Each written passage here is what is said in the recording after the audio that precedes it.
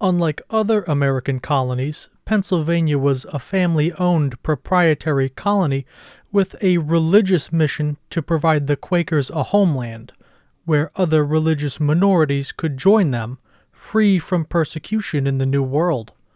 Though founded with a holy mission in mind, as the Penn family became more and more ingratiated into royal politics and high society, the colony's founding mission became neglected. Though a colony with, on the surface, some of the most direct ties to the crown, Pennsylvania's main city, Philadelphia, became the nexus of the American Revolution, and its hardy rural population fierce patriots, forming the keystone of the American Republic.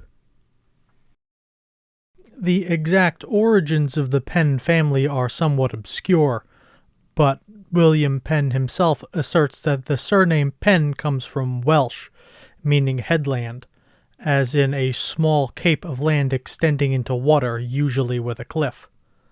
This Welsh connection was further enforced by Pennsylvania's founder William Penn's attempt to name the colony New Wales before being overruled by King Charles II. Nevertheless, many places in the oldest part of the colony have Welsh-inspired names, and many early settlers spoke Welsh.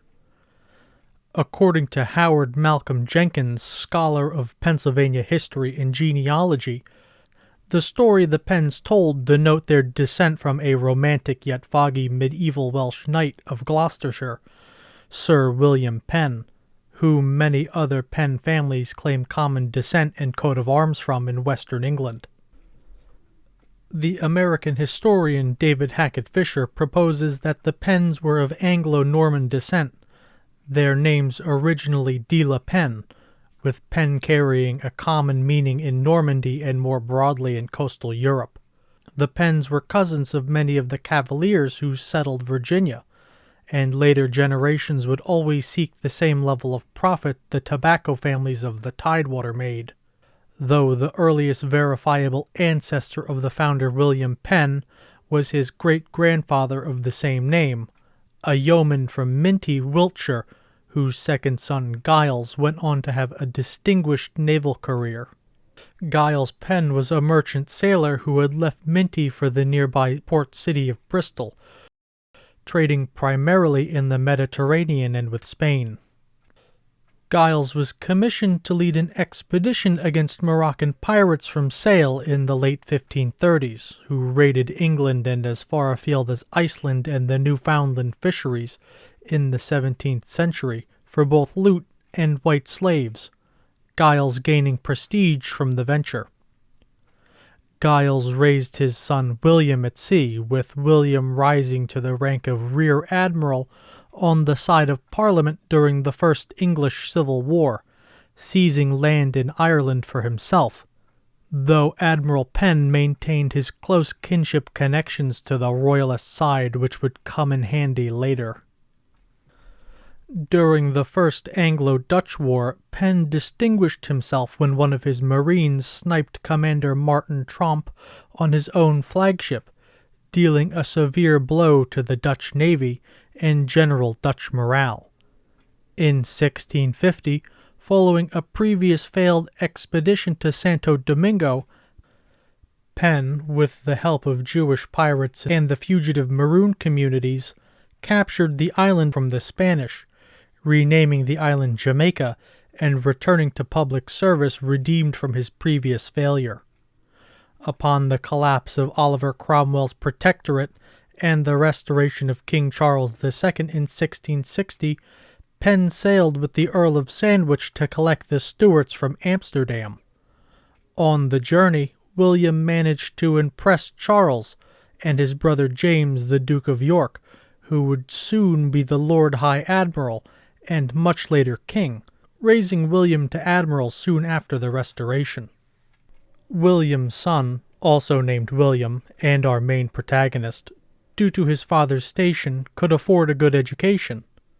Unlike his father, the young William was high-minded and intellectually gifted, a trait that would later cause his father much grief, attending Oxford University's Christ Church College in 1660. At the family's Irish estate in about 1659, the young William encountered the Quaker missionary Thomas Lowe, sparking an interest in Quakerism that he pursued quietly, as students of higher station at the university were given free range to harass attending Quaker students. At school, Penn kept mostly to himself until getting involved with the heretical dean John Owen, prompting his parents to send him to France in the court of Louis XIV at 18. They hoped that some of the Sun King's court would rub off on him and William may have a future as an aristocrat, a wise move on their part.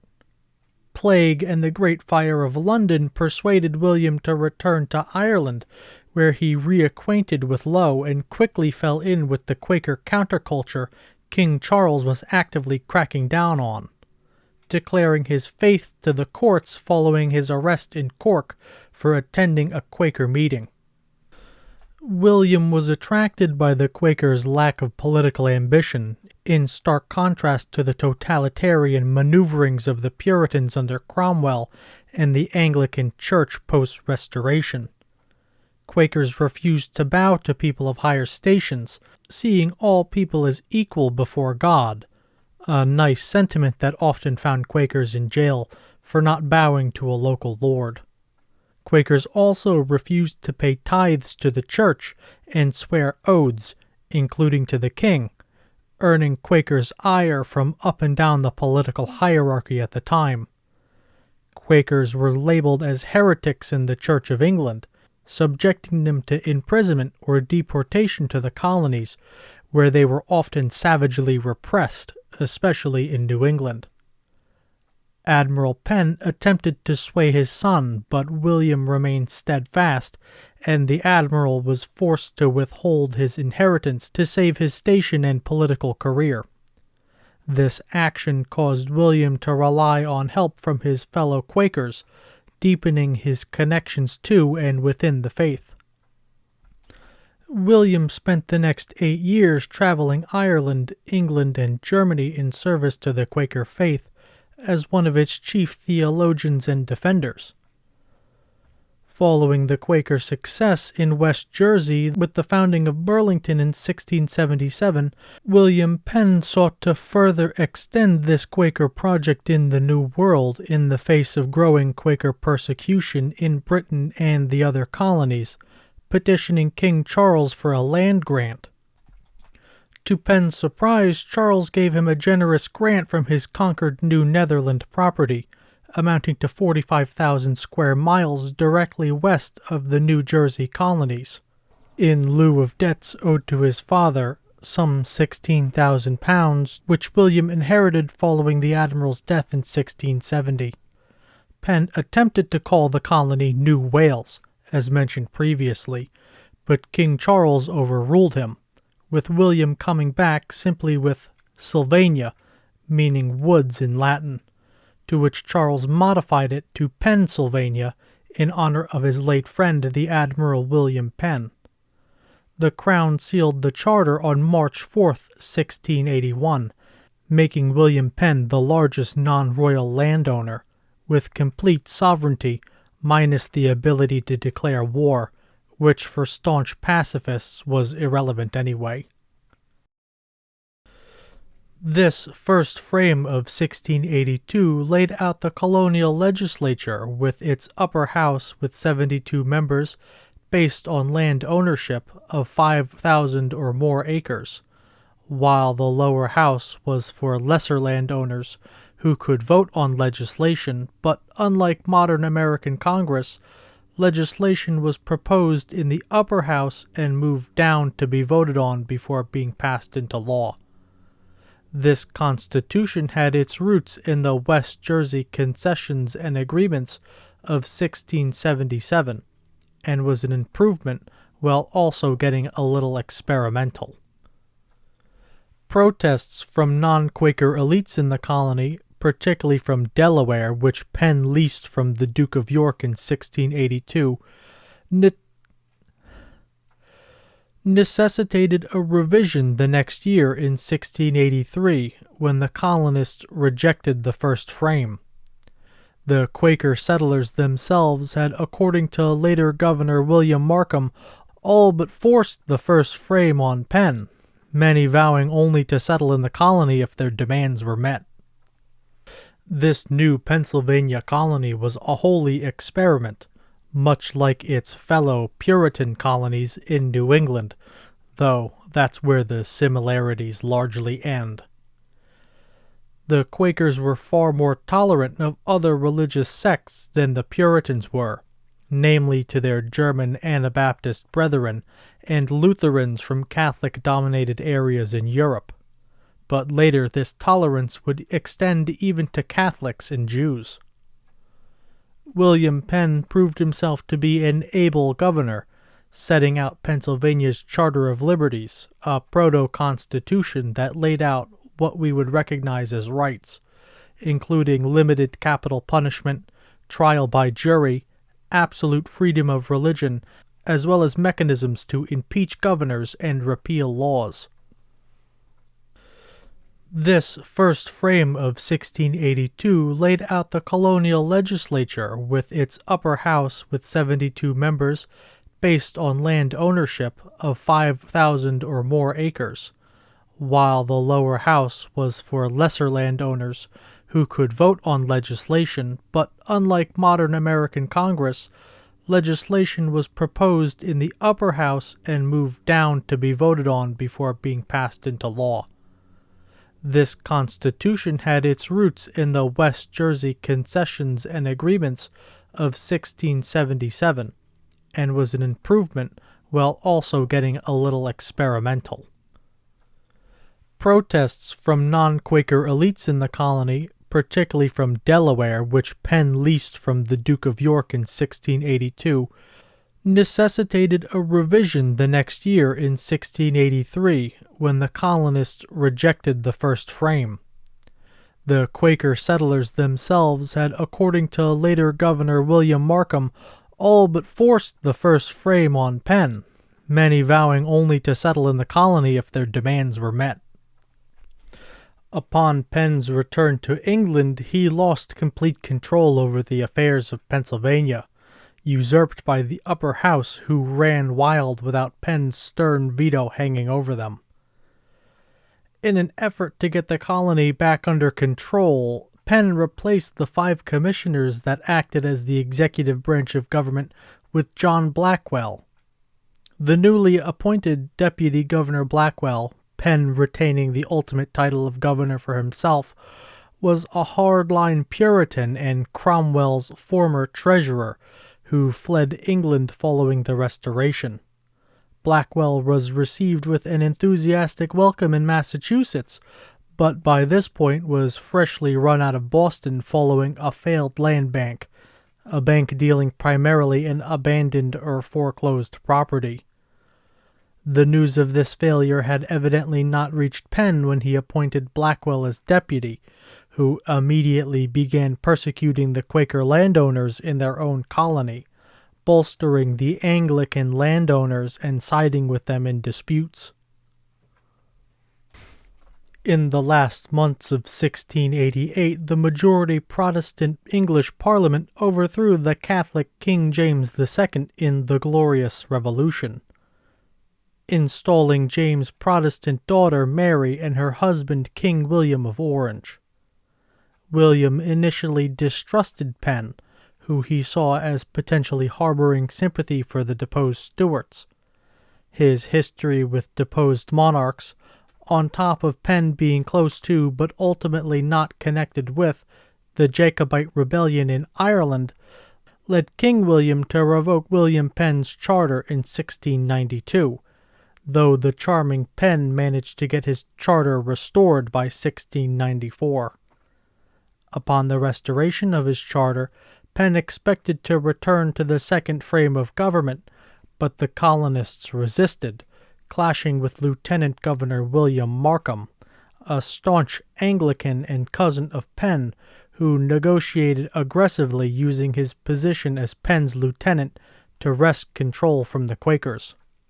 Eventually, the colonists ended up with the third frame of 1696, also called Markham's Frame, in which the Quakers ceded the contest for the executive. The Quakers, expecting at any moment Penn's charter could again be revoked for real this time, and the executive would be a royal appointee anyway, instead focused on retrenching their power in the colonial legislature. These Quaker elites were a great cousinage of the first families, all of whom could trace their families back to common ancestors that came to the Delaware Valley before or shortly after the founding of Philadelphia, and often retain that power long after the Revolution with this strategy. William Penn's personal finances soon became a more pressing issue. At some point after the founding of Pennsylvania, Penn hired fellow Quaker Philip Ford to be his administrator. Ford was less than honest, embezzling from Penn's Irish holdings and taking advantage of William Penn's unfortunate habit of not reading things Ford asked him to sign, culminating in Penn's signing ownership of Pennsylvania over to Ford, something Ford blackmailed Penn with, receiving all of Penn's Irish rents to keep quiet about the ownership of Pennsylvania.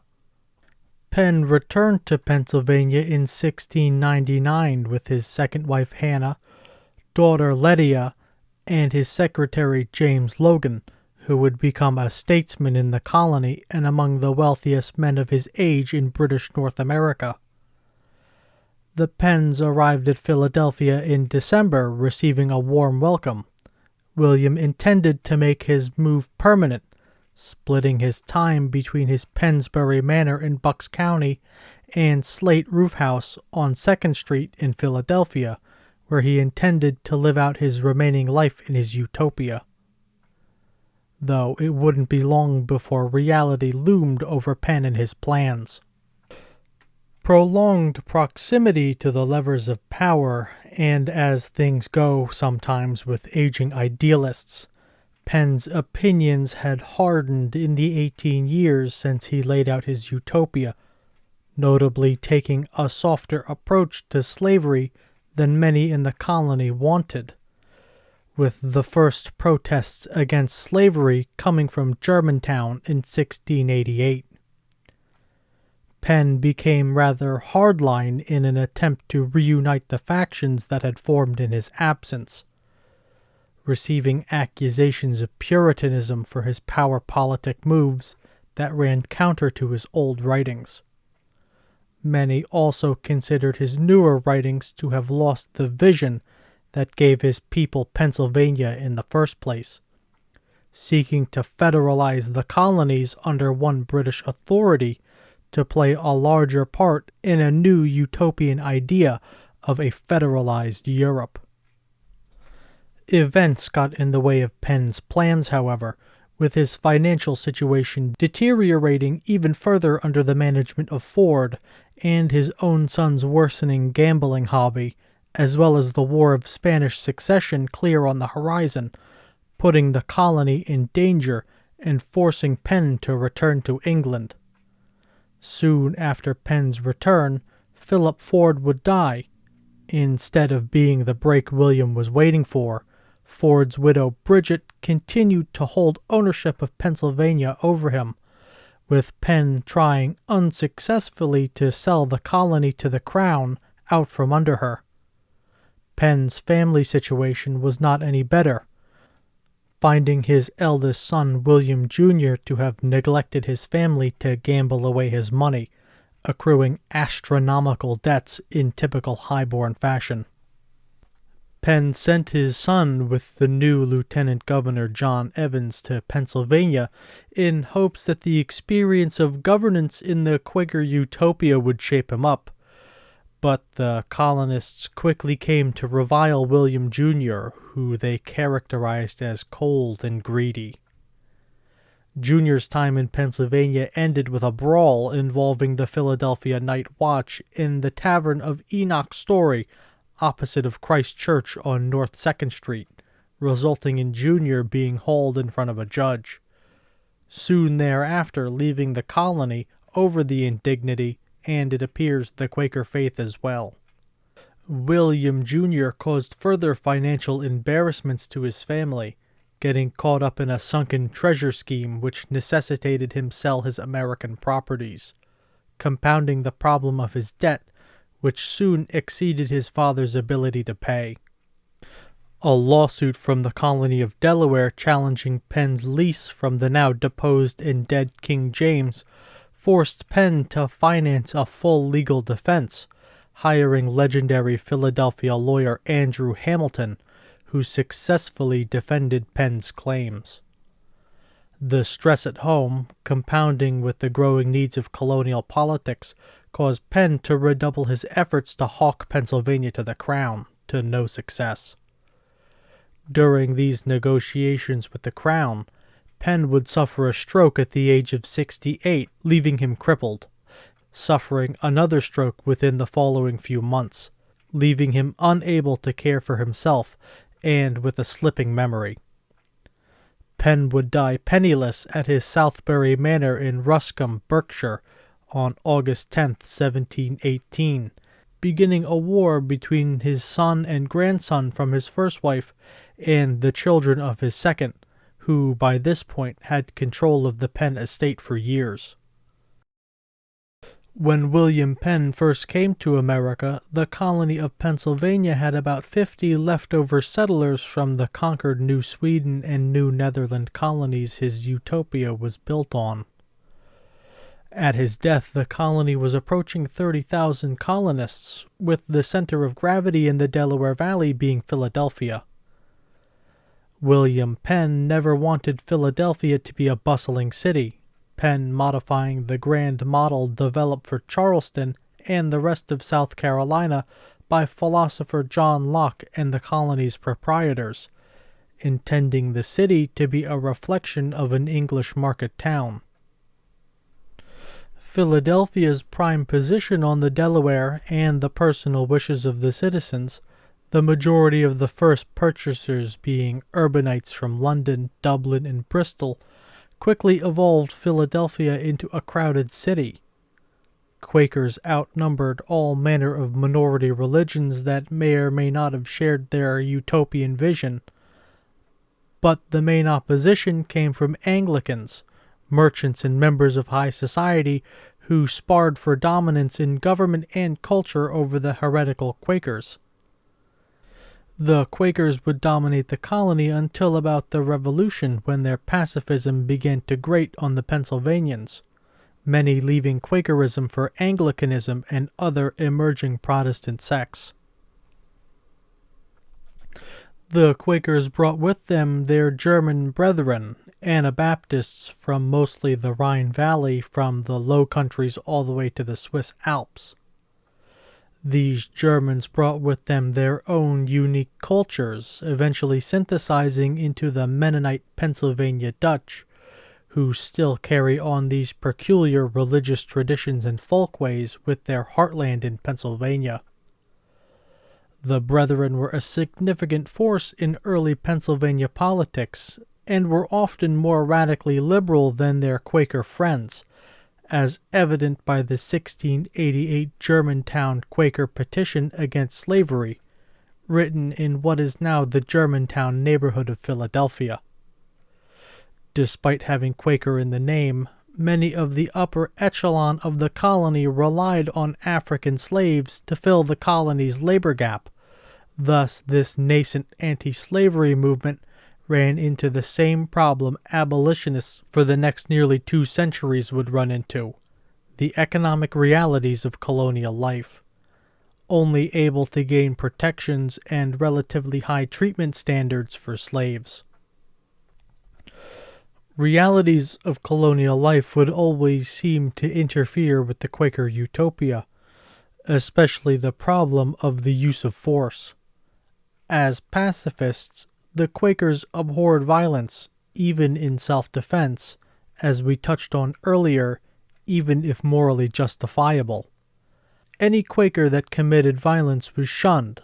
William Penn himself boasted to another Quaker, Stephen Crisp, that there were not one soldier nor arm-born or militiaman seen in the colony, with Philadelphia having neither walls, cannon, or garrison.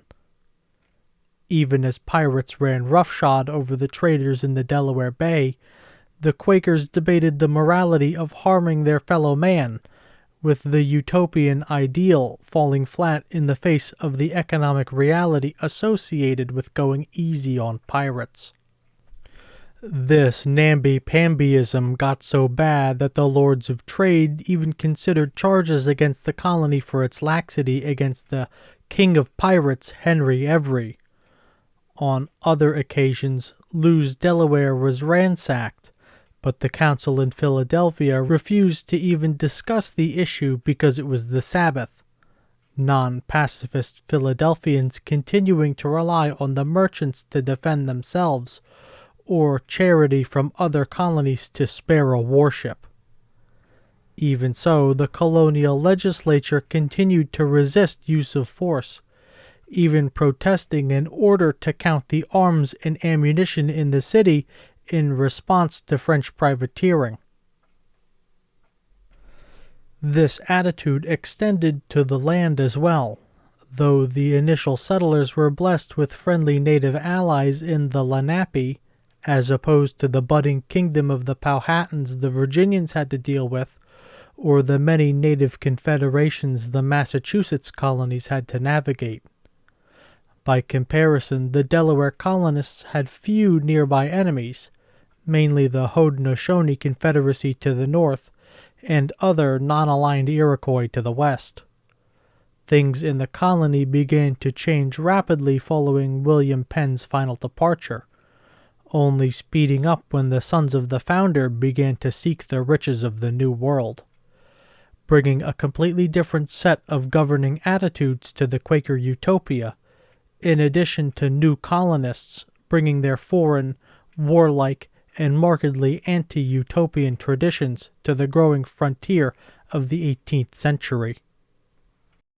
At the founder's death, William Penn had 5 sons from 2 wives, though only the sons from his second wife, Hannah Callowhill Penn, would be recognized as the rightful proprietors of Pennsylvania. William Jr., and after his death in 1720 his son Springett, exercised some authority for a brief window, Springett even nominating Patrick Gordon to the governorship as chief proprietor. This ended, however, in 1726 when Springett lost the lawsuit his father started against his step-grandmother, and upon her death merely a week after the ruling, Pennsylvania fell to her 3 sons, and Springett was locked out of the colony, allegedly burning the works of his grandfather he had in response and harassing his kin until his own death in 1731. When the dust had settled, John Penn, nicknamed the American as he was born in Philadelphia during William's second visit, retained 50% of Pennsylvania, making him chief proprietor, with his 2 younger brothers Thomas and Richard, each receiving 25% of the colony as well. The 3 brothers settled a violent border dispute with Maryland in the 1730s, with Maryland claiming a boundary line farther north than Philadelphia, per their charter also from King Charles, which conflicted with Penn's. Later, John and Thomas were responsible for the aggressive 1737 walking purchase, wherein the Penn brothers produced an undoubtedly forged deed, supposedly signed between the founder and Tamanend, in which the Lenape agreed to give the colonists all the land east of how far a man could walk in a day and a half, starting from Wrightstown, with another line cast out northeast to the Delaware. The distance a man could walk in a day and a half was traditionally counted as around 40 miles, so to keep their increasingly aggressive neighbors happy, Chief Lapowinso acquiesced, not expecting the new generation of Pennsylvanians to be so deceitful, and to walk the whole day and a half, a total of 70 miles to the present-day borough of Jim Thorpe. The result of the walk had Lapowinso incensed, accusing the Pennsylvanians of abusing his customs, admonishing the walker for not taking his time, smoking a pipe and shooting a squirrel, as was typical for this kind of deal. The Lenape sought intercession from the Haudenosaunee, but the Confederacy had little sympathy for the Lenape and sided with the Pennsylvanians so as to maintain their lucrative fur trading connections with the English colonies. To back up this aggressive posture, the Penn brothers encouraged an altogether new type of settler, displaced borderers from the English counties of Westmoreland, Cumberland, Western Lancashire, Northumberland, Durham, and Eastern Yorkshire, along with their traditional enemies, Scottish lowlanders from Ayr, Dumfries, Wigtown, Roxburgh, and Berwick, as well as the Anglo-Irish and Ulster Scots of the Northern Irish plantations, all of whom had become obsolete nuisances following the unification of Great Britain with their general, unruly attitudes and economic culture not conducive to taxation. These settlers' first and primary port of call was Philadelphia, followed closely by Newcastle, beginning in about 1717 as a trickle of the boldest, and by 1730 quickly escalating into a flood of whole clans, swiftly finding their place in the secluded hills and valleys of modern Appalachia, serving as the American colony's vanguard on the western frontier from Georgia to Pennsylvania. These borderers were fiercely independent. Their hard lives of raiding and being raided did not dispose them to utopian thinking. The borderers clashed culturally with the homesteading Quakers, most of the farmers coming not from urban areas like the Philadelphian Friends, but from England's North Midlands. These farmers were all too familiar with the temperament and ways of the border reivers, and begged the colonial legislature to push the borderers further west. The Philadelphians quickly obliged, purchasing large tracts of borderer lands near the Delaware for more than they were worth to keep the borderers from reverting back to their old ways near their utopia. Before long, these borderers ran into, as far as the Penn brothers were concerned, their intended target, any Indian getting in the way of their payday. The brothers intended to cover their current debts and future expenses by buying land cleared by the borderers for relatively cheap and selling it off for profit to more civilized folk. When John died in 1746, his 50% was willed to his brother Thomas, much to the chagrin of Richard. Prior to the walking purchase, the brothers made a series of purchases from the natives along their southern border, cementing their de jure ownership as far west as the Cumberland Valley from Maryland's claims, as well as most of the land southeast of where the Juniata spills into the Susquehanna. The name Cumberland Valley should tip you off as to what was about to happen next. Beginning in 1754 and formally ending in 1763, the French and Indian War opened up the Pennsylvania frontier more than any treaty or purchase could, with the Pennsylvania frontiersmen, as the borderers had become, pushing into the conquered territory, followed closely by other Pennsylvania settlers as well as the Penn family seeking profit, gaining control of all the lands nominally from the Delaware to the Ohio, land these people saw as their right by conquest. Though the British enforced the Proclamation Line negotiated in the Treaty of Easton, in which the colonials pinky promised not to encroach on native lands any further than the Alleghenies, a promise they fully intended to break had the expense of this colonial war not alarmed Parliament, seeking to avoid any more costly colonial endeavors. The frontiersmen, not having lost any of their orneriness, chafed against these boundaries, though they were very hard for the British to enforce. The frontiersmen began escalating violence with the remaining natives east of the proclamation line, forming vigilante gangs in response to the uprising led by the Odawa war chief Pontiac in the Great Lakes region.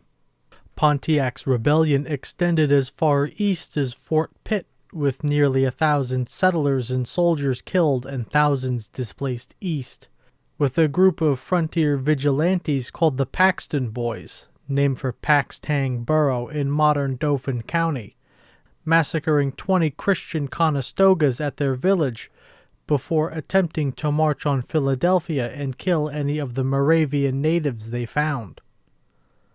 The Paxton Boys were only stopped by Benjamin Franklin at Germantown, leading a well-supplied militia with cannons and cavalry, many Quakers foregoing their pacifism to resist the backcountry invaders. Following the end of Pontiac's rebellion, the frontiersmen turned their ire to the British administrators, who they saw as restricting their right to the lands of the Ohio, which was insultingly put under Canadian jurisdiction following the war. In 1765, a frontiersman vigilante gang calling themselves the Loyal Vigilantes organized around Scots-Irish veteran of the French and Indian War and Pontiac's Rebellion John Smith, after a wagon train loaded with warlike goods and liquor was discovered passing Pauling's Tavern in Greencastle. Led by Philadelphia merchant, fur trader, and Indian agent George Croghan, who was presumed on the way to sell these illicit goods for a handsome profit to the natives. John Smith organized these vigilantes and knocked over Croghan's wagon at Sidling Hill, west of modern-day Hancock, Maryland, on Interstate 68. The vigilantes stole what they could and destroyed the rest of the cargo, valued at upwards of 30,000 pounds. Unbeknownst to Smith's vigilantes, Croghan was not smuggling exactly, but engaging in a sort of insider trading.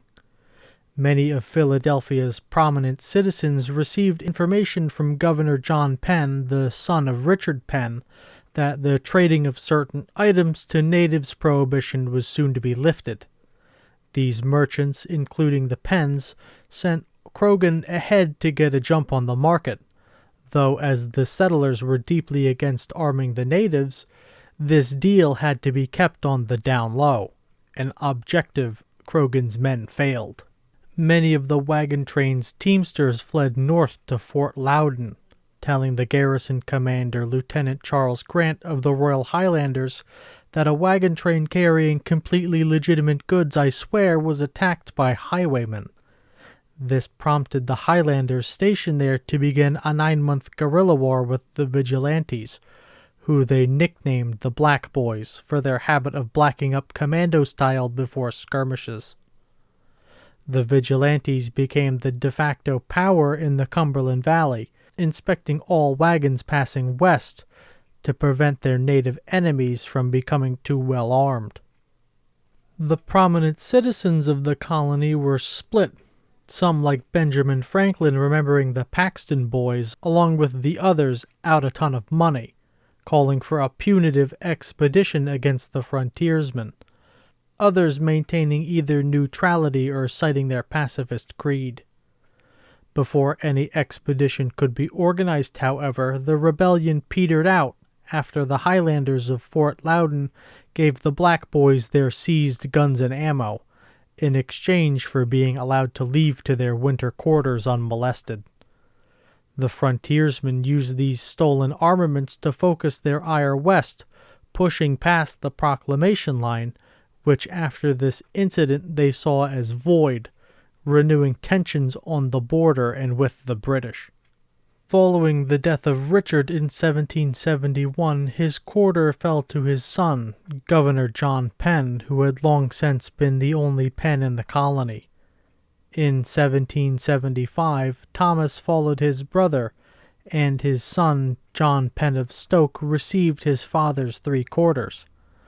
The Penns were either oblivious or willfully ignorant to the revolutionary undercurrents permeating both Philadelphia and the hinterlands. with Philadelphia serving as the nerve center, financial hub, and brain trust of the budding nation, with the rebellious frontiersmen and less pacifist Quakers making up the backbone of the Continental Army. John of Stoke would lose his properties following Pennsylvania's Declaration of Independence, amounting to some 24 million acres seized by the colonial legislature. Strangely enough, John would move to Pennsylvania immediately after the Revolution, renting a mansion called the Solitude, now preserved on the grounds of the Philadelphia Zoo. John of Stoke stayed until 1788, returning to England after receiving £130,000 from the Commonwealth of Pennsylvania as compensation for the seized land, going on to have a fruitful political and writing career in England, constructing Pennsylvania Castle during his governorship of the Channel Island of Portland. Governor John Penn had a very different revolution. Serving as the last British governor of the province of Pennsylvania, Penn was more interested in preserving his quarter than his political career. He laid low in and around Philadelphia until after the war turned against the Patriots, and General Howe began making headway to Philadelphia. Penn was finally cornered at his Lansdowne estate, refusing to take the oath that he would not hinder the revolution. Penn was arrested and brought first to Philadelphia, where he was given a choice to agree to parole and be held in good comfort, or roll the dice on being sent probably to Connecticut or something. After signing the oath, Penn was brought to a different Solitude house in Highbridge, New Jersey, owned by Robert Taylor, superintendent of the Union Iron Works, situated on 10,000 acres of Hunterdon County wilderness. Penn, his wife, and the former Attorney General Benjamin Chew remained there until the British left Philadelphia, Penn returning to Lansdowne and, following the official conclusion of the war, began lobbying the state with his cousin to get compensation for the seized lands. Then, returning to England with his cousin to wrangle £4,000 per year payments from the British government for failing to protect their colonial enterprise. The former colonial governor remained at Lansdowne until his death in 1795, being buried under the floor of Christ Church in Philadelphia. With the death of John, the Penns had no notable history in their former property, the Penn family becoming extinct in the male line with the death of the Reverend Thomas Gordon Penn, descendant of John of Stoke, in 1869. Ultimately, the height of fame for the Penn family peaked with the founder, William Penn. His ideas, though being warped by the realities experienced in the New World, as well as colonial and court politics, went on to inspire the most important documents in American history. Quaker attitudes towards our fellow man laid the foundation for more humane government in America, and the culture that formed the Keystone State remains, balancing political power between the differing ideas of the North and South, even today. Thank you for watching or just listening. If you like this video, I'm sure you can find something else interesting to watch on Mid-Atlantic Chronicles. If you really like the video, a like and a subscription is always appreciated. If you have a topic in American history you want to see covered, or just have something to say, feel free to leave a comment. Thank you again.